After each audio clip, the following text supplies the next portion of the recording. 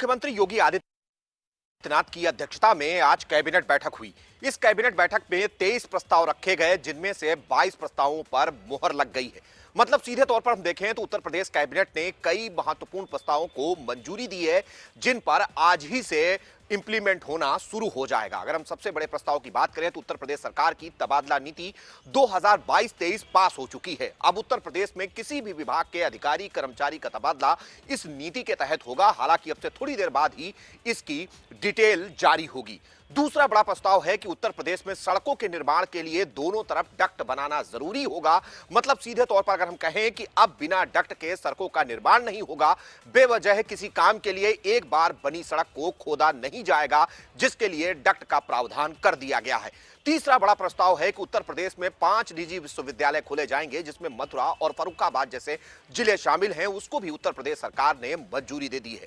चौथा बड़ा प्रस्ताव उत्तर प्रदेश सरकार की तरफ से दिया गया है कि जो होटल्स हैं या रेस्टोरेंट हैं, जहां पर भी रुकने की व्यवस्था है, जो इस बेहाव पर चलते हैं, वहां पर रुकने वाले यात्रियों की सुरक्षा की पुख्ता व्यवस्था हो और जो नियम कानून होंगे वो अब सख्त होंगे। और कहीं न कहीं उसको लेकर भी प्रस्ताव आज कैबिनेट से पास हो गया है।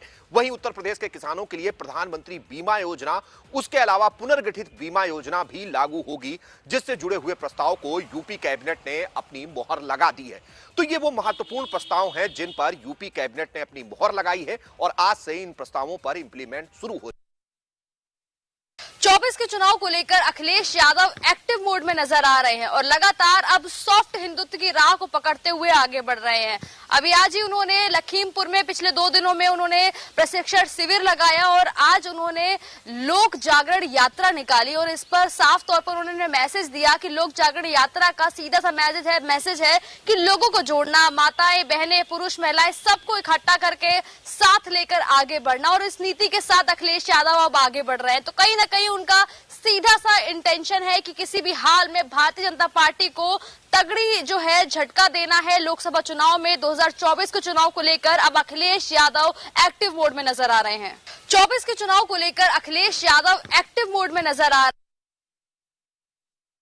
2024 के लोकसभा चुनाव का बिगुल समाजवादी पार्टी ने लखीमपुर खीरी की धरती से बजा दिया है। आज समाजवादी पार्टी के राष्ट्रीय अध्यक्ष अखिलेश यादव लखीमपुर स्थित द्योकली आदर्श जनता इंटर कॉलेज से लोक जागरण यात्रा की शुरुआत की। इस दौरान आयोजित प्रशिक्षण शिविर में कार्यकर्ताओं को संबोधित करते हुए कहा कि आने वाले लोकसभा चुनाव में कार्यकर्ताओं को बूथ स्तर तक मजबूत करना है। उन्होंने सरकार पर तीखा हमला बोलते हुए कहा कि सरकार मनमाने ढंग से तानाशाही रूप से काम कर रही है। उन्होंने एक घटना का बयान करते हुए कहा कि यह सरकार एक कार्यवाहक डीजीपी को तैनात किए हुए है, जबकि इसे परमानेंट डीजीपी नहीं मिल रहा है। ऐसे में लगता है कि लखनऊ और दिल्ली का इंजन आपस में टकरा रहा है। उन्होंने सरकार को आड़े हाथे लेते हुए कहा कि यह सरकार किसान विरोधी सरकार है। फिलहाल लखीमपुर खीरी से अखिलेश यादव ने 2024 के लोकसभा चुनाव का बिगुल फूंक दिया। लखनऊ में एक बार फिर से न्यूज़ वन इंडिया की खबर का बड़ा असर देखने को मिला है। न्यूज़ वन इंडिया ने आज सुबह ही बड़े पैमाने पर खबर चलाई थी कि राजधानी में बुजुर्ग दंपति को चाकू के नोक के दम पर लूटा गया है, जिसके बाद लखनऊ पुलिस हरकत में आई और हरकत में आने के बाद तीनों लुटेरों को गिरफ्तार किया गया है। आपको बताते चले कि ठाकुरगंज थाना क्षेत्र में बीती रात जिस तरीके से 65 और 60 साल के बुजुर्ग दंपति को लुटेरों ने निशाना बनाया था, घर में बंधक बनाकर लूटपाट की घटना को अंजाम दिया था, जिसके बाद डीसीपी वेस्ट ने एक टीम गठित की थी। उस टीम ने 3 लुटेरों को गिरफ्तार किया और गिरफ्तार करने के बाद पूरे मामले का खुलासा किया। लखनऊ को स्वच्छ भारत मिशन के तहत आगे बढ़ाने की काम का जिम्मेदारी जो है लखनऊ नगर निगम को दी गई है, लेकिन लखनऊ नगर निगम ने 3 महीने पहले ही एक टेंडर पास कराया था, जो कि लखनऊ में कूड़ा उठाने का काम जारी होना था। यानी कि साफ तौर उन ठेलियों का टेंडर था और ठेलियों से ही पूरे लखनऊ की साफ सफाई का जिम्मा भी होना था। ऐसे में उन ठेलियां 3 महीने का वक्त बीत चुका है, लेकिन अब तक उन ठेलियों का सर्कुलेशन नहीं हो सका है। यानी साफ है कि अब फिर से एक बार वही ठेलियां कूड़ा बनती नजर आ रही है। यानी आर विभाग में लाखों रुपए की तादाद में बनी हुई हजारों की संख्या में उन ठेलियों का भी अब तक वितरण नहीं कर पाया है। यानी साफ है कि लखनऊ नगर निगम की जो मंशा थी उस मंशा के विपरीत काम नहीं हो पा रहा है। ऐसे में साफ है कि जिस तरीके से ठेलियों को सर्कुलेशन जारी करना था, लेकिन अब तक जो है ढीला ढवाई के कारण उन ठेलियां भी कूड़ा होती नजर आ रही हैं। लखनऊ उत्तराखंड में यूनिफॉर्म सिविल कोड लागू करवाने के लिए दिल्ली में लगातार बैठकों का दौर जारी है। आज भी दिल्ली से उत्तराखंड सदन में सुप्रीम कोर्ट की पूर्व न्यायाधीश रंजना प्रकाश देसाई की अध्यक्षता में यूसीसी को लेकर बैठक हुई। इस बैठक में चर्चा की गई कि किस तरीके से जल्द ड्राफ्ट को तैयार किया जाए। 14 जून को भी दिल्ली में एक बड़ी बैठक है जिसमें यूसीसी के लिए एक कमेटी बनाई गई है। उस कमेटी के सारे सदस्य मौजूद रहेंगे और जल्द से जल्द किस तरीके से उत्तराखंड में यूसीसी को लागू करवाया जाए इसको लेकर चर्चा की जाएगी। पिछली बैठक में रंजना प्रकाश देसाई ने सीधे तौर पर कहा था कि संभव नहीं लग रहा है कि 30 जून तक ड्राफ्ट तैयार किया जा सके। ऐसे में तमाम लोगों से राय ली गई है कि इसको बनाने के लिए क्या कुछ सुझाव हो सकते हैं, जिसमें राजनीतिक दलों से बातचीत की गई है, अल्पसंख्यक समाज से बातचीत की गई है, इसके अलावा विशिष्ट जो वर्ग के लोग हैं उनसे बातचीत की गई है।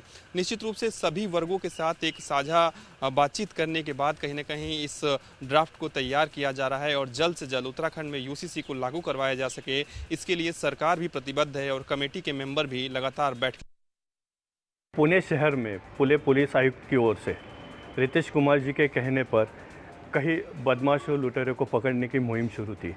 इसके अंतर्गत कई लुटेरों को पकड़ा गया है। उनके पास जितने जो भी चुराई हुई माल है वो रिकवर किया गया है और उन्हें कोर्ट में पेश कर उन्हें दोबारा जिनकी चीज़ें हैं उन्हें वापस करने के लिए एक प्रोग्राम का आयोजन किया गया था। उस कार्यक्रम में प्रमुख अतिथि के तौर पर पुणे के पालक मंत्री चंद्रकांत पाटिल जी मौजूद थे। साथ ही पुणे पुलिस आयुक्त रितेश कुमार जी मौजूद थे। उनके हाथों से करीब 80 लोगों को उनके चोरी हुए चीज़ों को वापस दोबारा उन्हें दिया गया। करीब 5 करोड़ 75 लाख रुपए की जो चीज़ें थी इन लोगों में बांटी गई, जिनकी जो चीज़ें थे उन्हें दोबारा दी गई। मोदी सरकार के 9 वर्ष पूरे हो गए हैं। मोदी सरकार के समय जो भी विकास कार्य हुए हैं वे जनता तक पहुंचाने का काम किया जा रहा है। ऐसे ही क्रम पर उत्तर प्रदेश के डिप्टी सीएम ब्रजेश पाठक कानपुर पहुंचे और यहां के जो अधिकारी कर्मचारी उनके साथ एक बैठक की और विकास कार्यों में तेजी लाने की दिशा निर्देश भी दिए गए।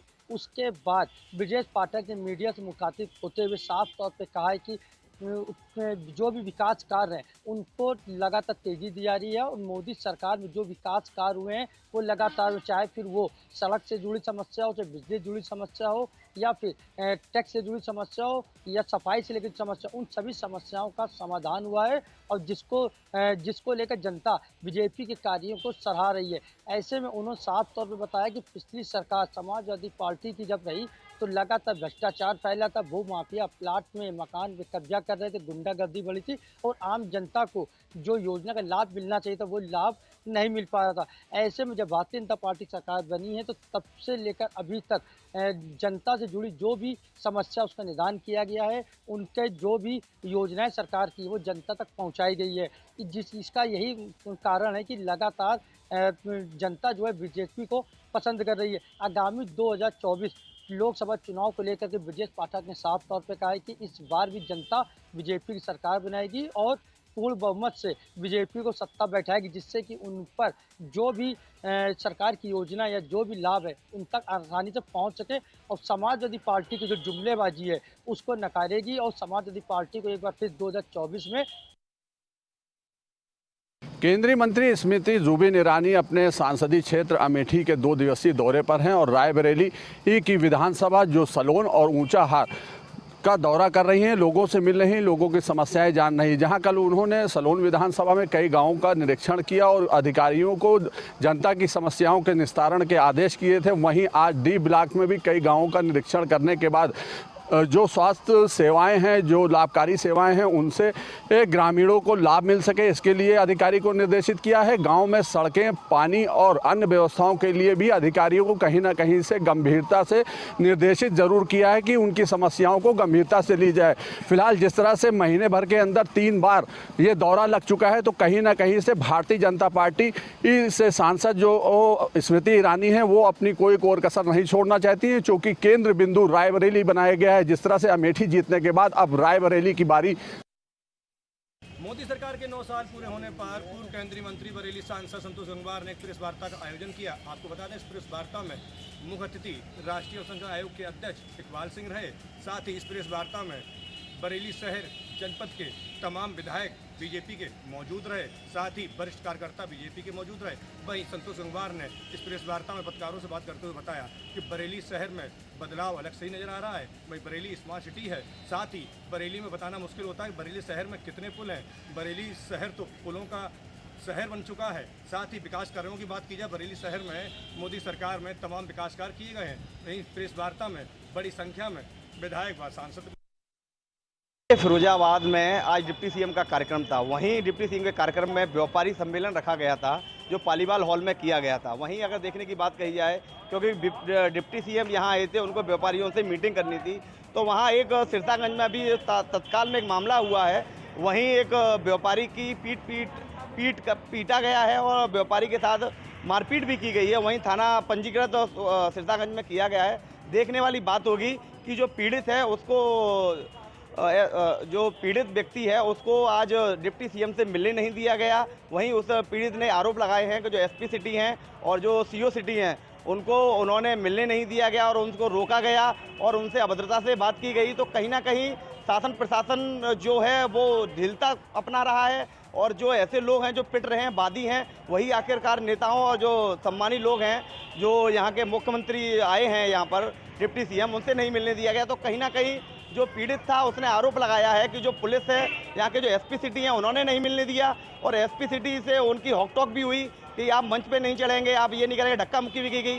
तो देखने वाली बात होगी। जो एक तरफ योगी आदित्यनाथ का आह्वान है कि जो आला अधिकारी हैं वो जो पीड़ित है उससे सही तरीके से परिचित करें और उसकी बात को सुनें, तो कहीं ना कहीं ऐसा यहाँ योगी आदित्यनाथ का जो आह्वान है उसको दिखाई दे रहा है कि जो धरातल पे नहीं है, क्योंकि जो यहाँ के आला अधिकारी हैं वो बात सुनने के लिए तैयार नहीं है। एक पीड़ित है उसको दबा रहे हैं और पीड़ित की बात नहीं कह रहे हैं। तो कहीं ना कहीं देखने वाली बात होगी कि अब जाकर उस पर कितनी कार्रवाई होगी और क्या डिप्टी सीएम का दौरा यहाँ का सफल रहेगा। जो व्यापारी सम्मेलन रखा गया था, क्या व्यापारी जो पिटा है उसके साथ न्याय होगा। गाजियाबाद नगर निगम में अफसरों का एक कारनामा सामने आया है, जहां पर एक ऐसी कंपनी को टेंडर दे दिया गया जिसका उसके पास काम करने का अनुभव ही नहीं था। जी हां, गाजियाबाद में सड़क बनाने का टेंडर एक ऐसी कंपनी को दिया गया।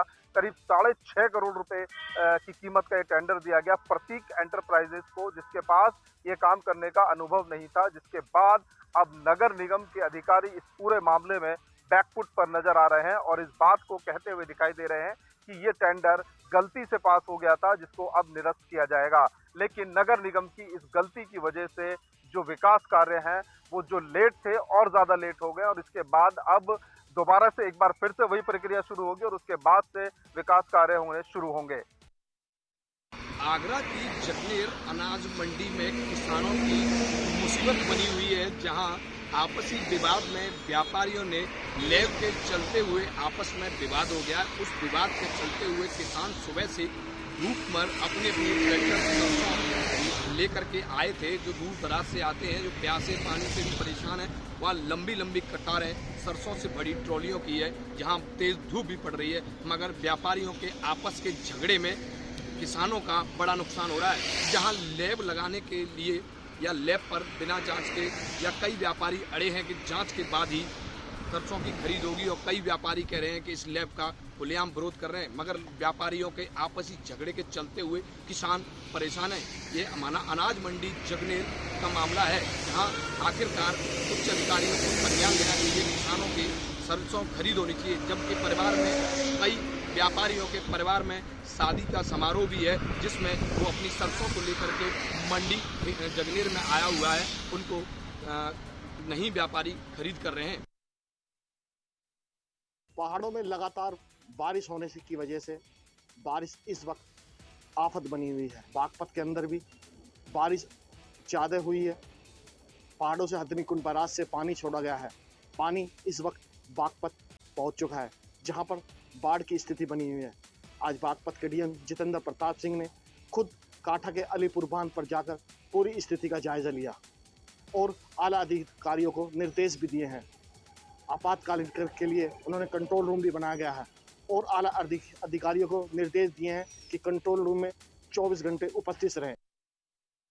मानसून सत्र शुरू होने के पहले ही आज जिले के जिलाधिकारी और मुख्य विकास अधिकारी ने बाढ़ प्रभावित क्षेत्र का निरीक्षण किया। साथ ही बंधे पे हो रहे निर्माण कार्यों का भी जायजा लिया और संबंधित जिम्मेदारों को दिशा निर्देश दिया कि बाढ़ की स्थिति आने के पहले ही बंधे पे बचाव कार्य और बंधे के मरम्मती का कार्य भी पूर्ण कर लिया जाए। इसके अलावा जिलाधिकारी के द्वारा बाढ़ प्रभावित क्षेत्र के जो गांव हैं उन गांव के ग्राम प्रधान और संबंधित जो भी गांव ग्रामीण हो या संबंधित जो भी ग्राम विकास अधिकारी हो उनके साथ चौपाल लगाकर बैठक की और बाढ़ की स्थिति से निपटने के लिए भी दिशा निर्देश दिए गए। आज कुशीनगर के जिलाधिकारी रमेश रंजन और मुख्य विकास अधिकारी गुंजन द्विवेदी ने संयुक्त रूप से बाढ़ प्रभावित क्षेत्र तमकुहीराज तहसील के बाघाचौर, पिपरा घाट के अलावा अहिरौली दान बंधे का निरीक्षण किया। निरीक्षण के दौरान बंधे पर हो रहे मरम्मती कार्य का भी उन लोगों ने जायजा ली और संबंधित जिम्मेदारों को दिशा निर्देश दिया।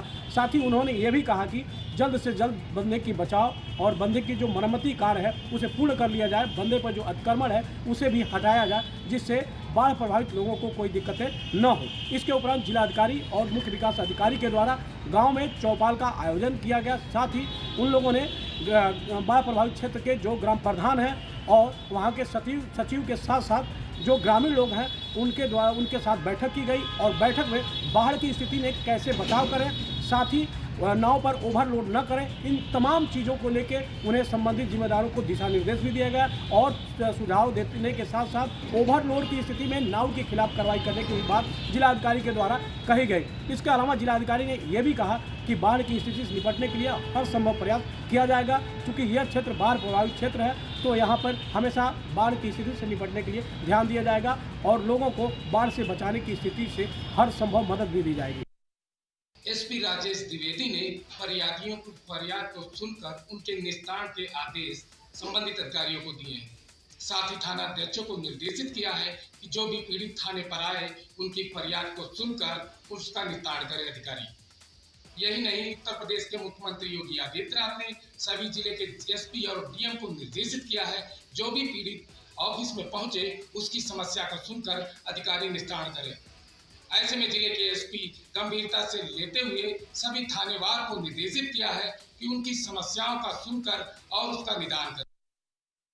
सियालदा से अजमेर जा रही सियालदा एक्सप्रेस में अचानक शॉर्ट सर्किट को देख धुआं उठा, जिसको देख के उसमें चल रही यात्रियों में अफरा तफरी मच गई। उस अफरा तफरी को देखते हुए तुरंत भरवारी रेलवे स्टेशन के पास सियालदा को रोका गया और इसकी सूचना रेलवे प्रशासन को दी गई। रेलवे प्रशासन तुरंत एक्टिव मोड पे आया और वहां पहुंच करके फॉगिंग की तरह धुएं को देखा, जो कि मामूली सा शॉर्ट सर्किट से धुआं उठा था। लेकिन कहीं ना कहीं रेलवे प्रशासन की सक्रियता के कारण जो भी धुआं उठा था वो घटना बड़ी न होती। रेलवे प्रशासन ने तुरंत उस पर काबू पाया और उस धुएं पे को तुरंत फॉगिंग के द्वारा बुझाया गया। लोगों के बाद जब धुआं उठना बंद हो गया, शॉर्ट सर्किट चेक हो गई गाड़ी, उसके बाद यात्रियों को पुनः उस डिब्बे में यात्री बैठे और पुनः अजमेर के लिए रवाना कर दिया गया। सियालदा से अजमेर जा रही जिले में गुआ पूजन कार्यक्रम के दौरान हर्ष फायरिंग के मामले में सोमवार को पुलिस ने आरोपी के खिलाफ मुकदमा दर्ज कर लिया है। लाइसेंसी बंदूक को कब्जे में लेकर के निस्तीकरण की कार्रवाई की जा रही है। हर्ष फायरिंग में गोली लगने से पिता पुत्र घायल हुए थे। मामला मजमा थाना क्षेत्र के नौरंगा गांव में निर्जन राजपूत के घर में कुआं पूजन का कार्यक्रम चल रहा था। इसी दौरान हुई हर्ष फायरिंग में हरिमोहन राजपूत व उसका पुत्र गंभीर रूप से घायल हो गए। दोनों को इलाज के लिए मेडिकल कॉलेज में झांसी रेफर कर दिया गया था। थाने में हर्ष फायरिंग करने वाले अभियुक्तों के खिलाफ कार्रवाई की गई है और दोनाली बंदूक को कब्जे में पुलिस द्वारा ले लिया गया है और निस्तीकरण की कार्रवाई की जा रही है। बिजनौर के धामपुर में युवती की लाश आज नहर में तैरती हुई मिल ही गई। 24 घंटे के बाद एनडीआरएफ के काफ़ी प्रयास के बाद आज युवती की लाश तैरती हुई मिली और परिजनों में कोहराम मच गया। जी हां, आपको बताते चलें लाश की शिनायत पारुल युवती के नाम से हुई है। आपको बताते चलें बिजनौर जिले में अलग अलग तहसील में 3 लोग डूब चुके हैं, जिसमें 2 लोग नहाते हुए और ये लड़की फ़ोन पर बात करती हुई नहर में छलांग लगाई गई थी। बताया ये जा रहा था, जिन्होंने देखा था कि युवती फ़ोन पे बात कर रही थी और अचानक उसने छलांग लगा दी। अलग अलग चर्चाएं निकल के आ रही हैं। कोई बता रहा है कि लड़की की शादी थी, लेकिन मुख्य कारण तो पुलिस जांच के बाद ही पता कर पाएगी। अगर बात करें बिजनौर में अब तक तो 3 युवक अब तक डूब चुके हैं, जिसमें एक युवक की मौत हो गई है और एक युवक की तलाश जारी है। लगातार धामपुर, अफजलगढ़ व नूरपुर में 3 लोगों के डूबने से प्रशासन में हड़कंप मचा हुआ। कोतवाली क्षेत्र के मिसरौलिया चौकी अंतर्गत झाड़ियों में एक महिला का शव बरामद हुआ है, जिसके बाद में शव मिलने के बाद में पूरे इलाके में हड़कंप मच गया है। उसके बाद में स्थानीय लोगों ने जो है पुलिस को सूचना दी, पुलिस मौके पे पहुंची है। पहुंचने के बाद में उस महिला की शिनाख्त में जुटी हुई है। पुलिस उस महिला की फ़ोटो खींचकर सोशल मीडिया पे लगाया गया है, जिससे किसी तरीके से उस महिला की पहचान हो सके। और पुलिस मौके पे पहुंचने के बाद में उस वैधानिक कार्रवाई में जुटी है। पीएम हेतु बॉडी को भेजा गया है और शिनाख्त के लिए लगातार पुलिस प्रयास कर रही है। मामला गोंडा के नगर कोतवाली क्षेत्र के मिसरौलिया चौकी अंतर्गत का। जालौन में बीते रोज रेप पीड़िता के पिता द्वारा आत्महत्या के मामले में पुलिस अधीक्षक ने बड़ी कार्रवाई की है। एसपी ने मामले में लापरवाही बरतने वाले 8 थाना प्रभारी नरेंद्र गौतम व एक एसआई अशोक कुमार को निलंबित कर दिया है। एसपी की इस कार्रवाई से पूरे पुलिस महकमे में हड़कंप मचा है। आपको बता दें कि जालौन के 8 थाना में बीते दिनों एक नाबालिग के संग गैंग रेप की वारदात को अंजाम दिया गया था। इस मामले में पीड़िता के पिता लगातार थाने के चक्कर काट रहे थे और उसे न्याय नहीं मिल रहा था। इस मामले में पुलिस द्वारा पीड़िता के पिता को लगातार समझौते का दबाव बनाया जा रहा था, जिसको लेकर सोमवार को पीड़िता के पिता ने फांसी लगाकर आत्महत्या कर लिए। इस मामले को संज्ञान में लेते हुए आज एसपी ने 8 थाना प्रभारी व एक एसआई